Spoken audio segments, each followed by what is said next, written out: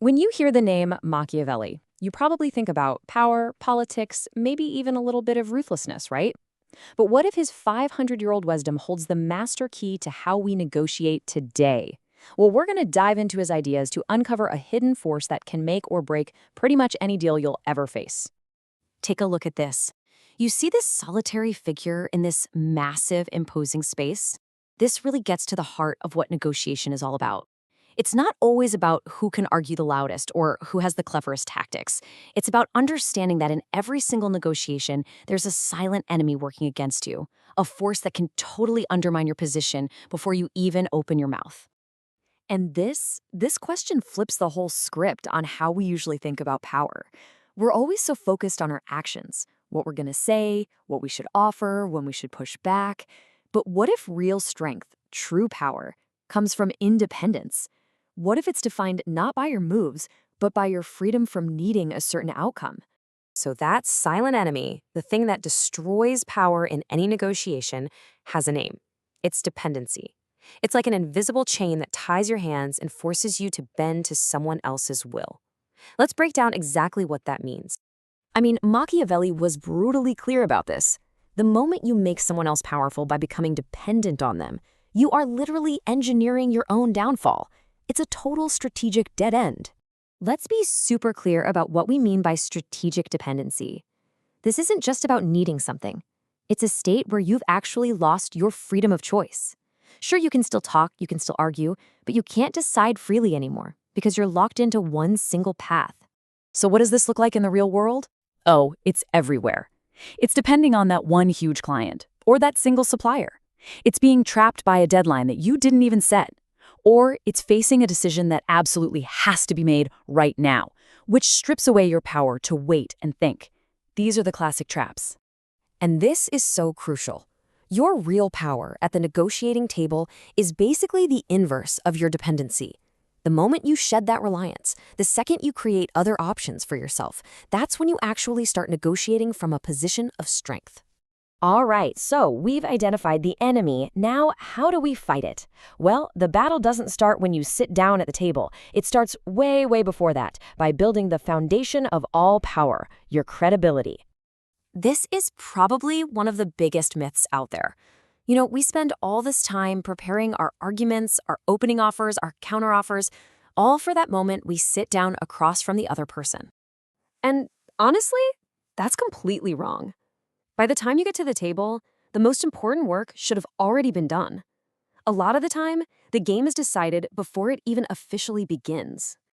Machiavelli knew that talk is cheap. If your entire position is built just on what you say you're going to do, without any history of action to back it up, your foundation is basically made of sand. This is what credibility really looks like in practice.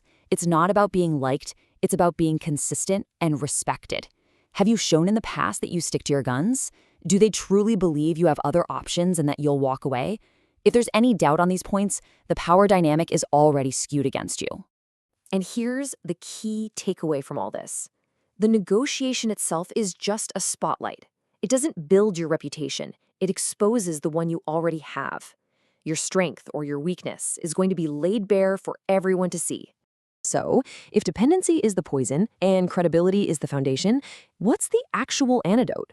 How do you actively fight back against dependency? The answer is making your other options, your alternatives, not just real, but visible. We've all seen this happen, right? Somebody makes a big, loud threat, like take it or leave it, but nobody in the room actually believes they can leave it. As Machiavelli points out, this doesn't create power. It just makes people annoyed and actually weakens your position. The difference here is just stark. A weak position relies on words and trying to intimidate people. A strong position, on the other hand, is built on the quiet confidence that comes from having genuine, visible alternatives. You don't have to shout about your options when the other side can already see them plain as day. Here's the huge strategic shift you need to make. Instead of thinking about how to scare the other side, start thinking about how to structure the negotiation. When your independence and your options are clear, that's what truly changes their behavior. And there's another really powerful tool against dependency, and it might be the most fundamental one of all, the simple and often very difficult ability to just say no. Look, respect isn't earned by always being agreeable. It's earned by having clear boundaries. Think of it this way. Saying no isn't about ending the conversation. It's about creating clarity. It establishes the lines on the playing field. It protects your value, and it makes any future yes from you that much more credible. It provides structure where ambiguity would just create weakness. So we've covered dependency, credibility, and alternatives. But the ultimate test of power isn't about winning one single time. It's about creating a stable, lasting structure that holds up over time. This right here, this is the end game. True consolidated power doesn't need to be flashy. It's not about constant threats or big shows of force. It just becomes the silent, understood reality of the situation. The rules are followed without needing reminders. Commitments are kept without having to renegotiate. This is the ultimate victory in any negotiation. It's not about squeezing every last penny out of one deal. It's about establishing a relationship and a reputation that is so strong, so credible, that the basic terms aren't even up for debate anymore. You've successfully set the frame. And that brings us right back to where we started, this image of quiet, self-reliant strength. That's the goal.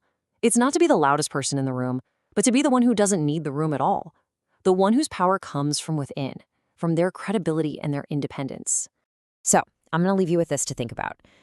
Consider the most critical negotiation in your life right now, and be really honest with yourself. Where is your dependency? Is it on a single person, a rigid timeline, an urgent decision? Find that threat, because that is where your real work begins.